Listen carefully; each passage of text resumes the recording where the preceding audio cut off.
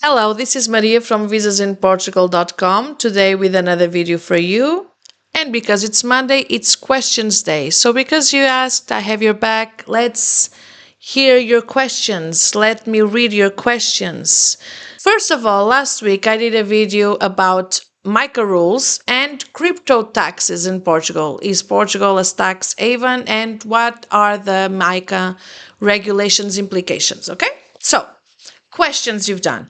So here I have a question of someone saying, I am a Portuguese citizen, but I'm not a Portuguese tax resident. Do I benefit from these rules? You do not. These rules that you hold crypto for 365 days and you pay 0% tax are for tax residents, regardless if they are citizens of Portugal or not. So in your case, you are a citizen of Portugal, but you are not a tax resident. Now you need to check that. Why? Because most of the immigrants of Portugal that live outside of Portugal, they have their citizen card associated to a Portuguese address. So if your citizen card is associated to a Portuguese address, you are a tax resident of Portugal. But remember, it's not that you can choose whatever taxes you want to pay or not. For instance, imagine you are in a country that's more favorable for capital gains. It's more favorable for income. And you say, Maria, I'm going to pay my income here in Australia, for example, but I'm going to pay my crypto taxes in Portugal. That doesn't work like that. So if you are a tax resident in this case of Australia, you are going to pay your crypto taxes in Australia.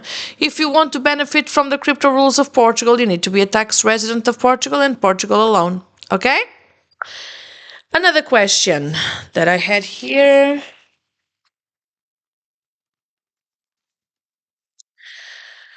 What if I don't hold for 365 days, but you sell first to stablecoin and then to fiat? Okay, so stablecoin is still crypto. If you sell everything for stablecoin, that's not a taxable event. A taxable event is when you transform crypto into fiat. And then you have the first in, first out rule. Pay attention to that. Like I said in the last video, first in, first out. So if I buy any token, I'm going to say Bitcoin, but it can be any token. I buy Bitcoin first, then I convert to Ethereum, then I convert to Cardano, then I convert to Solana. All these transactions are not taxable events. And then I even have a bot, and my bot does 1,000 transactions per minute, and they are all crypto to crypto. Those are not taxable events. But at the end, I say, you know what? Let me sell this crypto, and I'm going to sell it all for euros. And it's been less than 365 days. But I have crypto that is older than that, and it's still holding in the bag. They can consider that first in, first out. So it's like you're selling the first crypto, and it's older than 365 days. Therefore, it will be tax zero. Okay? Does MiCA change the income tax on cryptocurrencies? It does not. Like I said in the last video, MiCA rules are more for exchanges, for those operators that work converting crypto, that you hire them to sell, to keep, to be a wallet. Those are the ones that are implicated in the MiCA rules. What precautions should investors take before investing in crypto assets? Oh, this one is deep.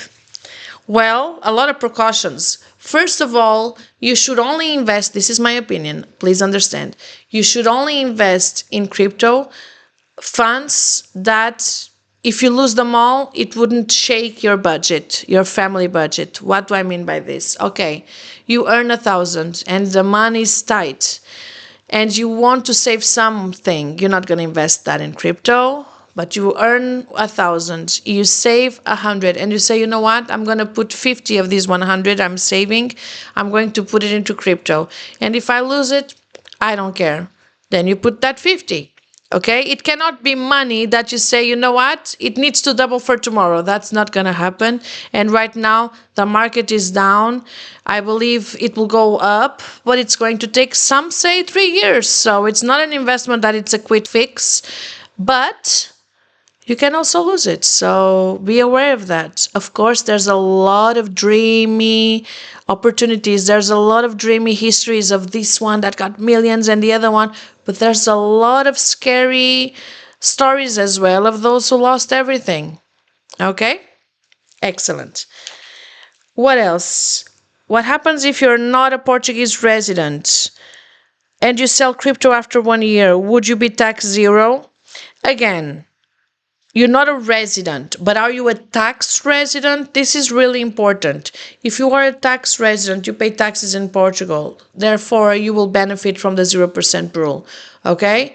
So, who is a tax resident of Portugal? Those who spend more than 183 days per year in Portugal, and they have a Portuguese address associated to their ID, to their tax number, they have a Portuguese address. To their residency card, they have a Portuguese address, okay? Some of my clients, they do have a resident card in Portugal, and they do spend time in Portugal, but they prefer to be taxed elsewhere. For example, those who are from the USA, they pay global taxes. So they try to spend less than 183 days in Portugal. They don't have a Portuguese address associated to their tax number because they know they're going to pay those taxes in the US. Okay? There are ways to go around it. And because of that, I'm going to do a video that will be published in 2 days about tax returns, because it's ending for Portugal. It's the 30th of June. It will be ending soon. I'm going to do a video about that. Okay? What else? So MiCA rules, like I said, only for exchanges and crypto haven in Portugal. Yes, it exists. It's very good. So come on. Let me know if you need anything. If you want more questions, put them in the comments. If you like this information, hit subscribe, say you love it, and we go from there. Because I've got your back, let me know what you want to know and I'll do videos about it. See you next time. Bye.